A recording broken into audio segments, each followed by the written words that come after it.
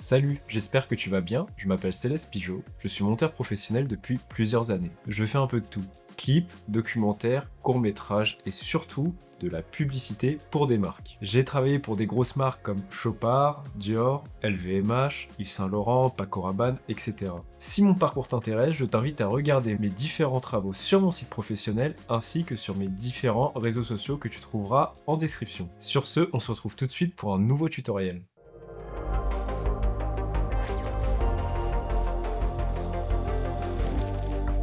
Aujourd'hui, nous allons nous pencher sur l'un des effets spéciaux que l'on retrouve dans l'un des clips de Yanis, qui se nomme Gare du Nord.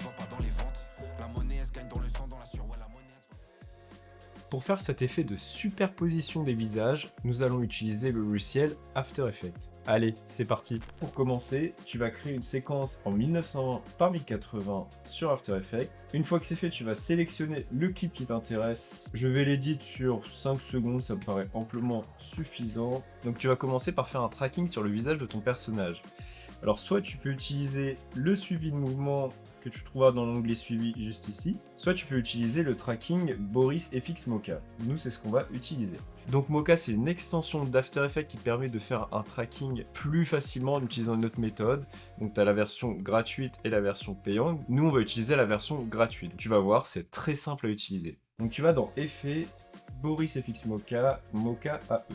Une fois que c'est fait, tu cliques sur le gros bouton Mocha, tu sélectionnes l'outil plume et tu as juste à détourer le visage de ton personnage. Une fois que c'est fait, tu cliques tout simplement ici pour que Mocha analyse les mouvements de ton personnage. Voilà, ça m'a l'air d'être nickel. Une fois que Mocha a fini d'analyser, tu fais un pomme S pour sauvegarder. Une fois que tu as fermé la fenêtre Mocha, tu vas créer un objet nul dans ta composition.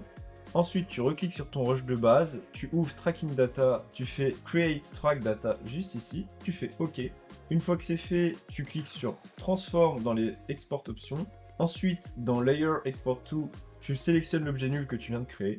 Il te serait juste à cliquer sur Apply Export. Pour voir si ton tracking marche bien, tu peux créer un texte ou un solide et ensuite tu le relis à ton objet nul pour voir si le solide ou le texte que tu as créé suit bien le visage de ton personnage. Une fois que c'est fait, on va tout simplement créer notre effet.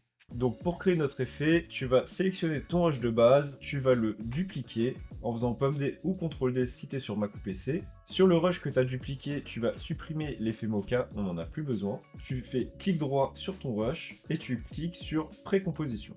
Donc tu peux faire OK. Une fois que tu es à l'intérieur de ta précomposition, tu vas créer un tracking sur le visage de ton personnage, mais là on va loquer, on va dire, le visage de notre personnage, c'est-à-dire il va être toujours au centre. Tu as peut-être déjà vu des exemples comme ça pour les pubs Beat by Dre. Pour faire ce tracking spécial, tu vas sélectionner le rush, tu vas dans l'onglet suivi, tu cliques sur stabiliser le mouvement. On va sélectionner une zone sur le visage de notre personnage qui se démarque assez bien du reste. Nous en l'occurrence, ça va être ce petit point lumineux au bout du nez. Et là, tu fais analyser vers l'avant. En général, quand le rush est en HD, c'est assez sombre, etc., After Effects a du mal à suivre le tracking. Donc, si ça bug, t'as pas le choix, tu vas le corriger à la main. Si je déplace le curseur de ma composition sur ma vidéo, on voit qu'au bout d'un moment, le point de tracking lâche. On va à l'image où il lâche. Tu le déplaces et tu le remets sur le point qui t'intéresse et tu refais analyser vers l'avant.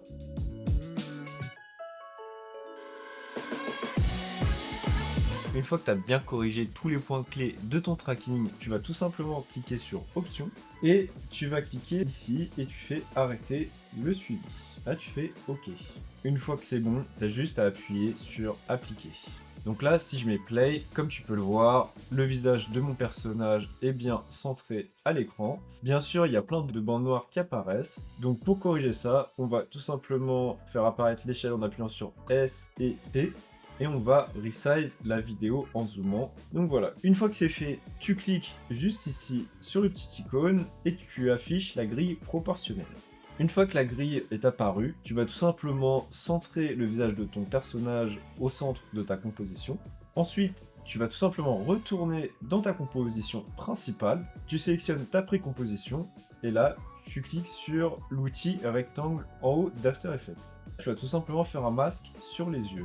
Une fois que c'est fait, tu cliques sur point d'ancrage et tu déplaces ton point d'ancrage et tu le mets au centre de ton masque. Donc si tu veux qu'il soit bien centré, tu as juste à maintenir la touche pomme ou la touche contrôle si tu es sur Mac ou PC. Donc ce qu'il nous reste à faire, il faut juste que tu relis ta précomposition à ton objet nul. Donc tu vas dans Parents et liens, tu cliques sur Aucune et tu sélectionnes ton objet nul. Ce qu'il nous reste à faire maintenant, c'est de placer notre masque à l'endroit du visage qui nous intéresse. On va le déplacer comme ça, et si on met play, voilà. Donc si on veut agrandir les yeux par exemple, tu retournes dans ta précomposition, tu modifies l'échelle de ta vidéo, tu peux aussi retoucher le masque, etc. Tu peux refaire le même processus pour une autre partie du visage. Par exemple, moi là ce que je vais faire, je vais réitérer ce même processus pour la bouche. Vous allez sélectionner votre précomposition qu'on a appelée yeux. Vous faites clic droit, afficher la source des calques dans le projet. Donc là aussi, on renomme ça en yeux. Et ensuite, vous allez tout simplement dupliquer cette précomposition. Une fois que c'est fait, vous renommez ça par exemple bouche. Et tu fais un drag and drop sur la timeline de ta précomposition. Tu répètes le même schéma qu'on a fait précédemment, donc la précomposition, tu vas la relier à l'objet nul. Une fois que c'est fait, il te reste juste à créer un masque au niveau de la bouche. On n'oublie pas de mettre le point d'ancrage au centre de notre masque. Et ensuite, on place la bouche au niveau de la bouche tout simplement. Tu n'es pas obligé de faire un masque en rectangle, tu peux faire un masque comme ça, un peu différent de ce qu'on voit d'habitude. Et si je mets play, voilà, ça crée quelque chose d'assez spécial. Moi personnellement, je vais m'amuser à remplacer ces yeux par des yeux de différents personnages. Bien sûr, libre à toi de faire ce que tu veux, c'est toi l'artiste, tu fais ce que tu veux. Moi par exemple, j'ai envie de faire apparaître les yeux de quelqu'un d'autre, ici par exemple, donc je fais double clic sur ma composition yeux. Je sélectionne une vidéo, on resize les yeux au niveau de nos points de repère, donc c'est les deux carrés juste ici, comme on avait dit précédemment. Et je veux que ça apparaisse que 3 images. Alors n'hésitez pas à jouer avec l'opacité pour bien superposer les yeux sur le visage de notre personnage. Là par exemple je l'ai mis juste sur 3 images des yeux d'une autre personne sur notre personnage, mais je veux en rajouter plus, du coup c'est ce que je vais faire. Une fois que j'ai incrusté les yeux d'un autre personnage sur mon personnage principal, on va tout mettre en noir et blanc pour que les couleurs matchent. Donc tu vas créer un nouveau calque d'effet dans ta composition. Une fois que c'est fait, tu vas le renommer comme tu veux. Moi je l'appelle noir et blanc. Ensuite tu vas dans effets et paramètres prédéfinis. Tu sélectionnes couleur lumétrie et tu le mets sur le calque d'effet que tu viens de créer.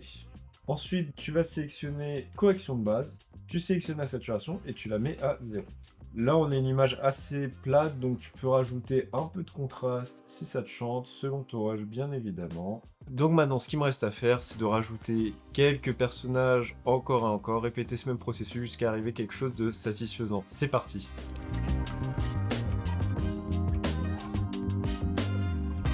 Donc voilà, regardons ensemble comment ça rend.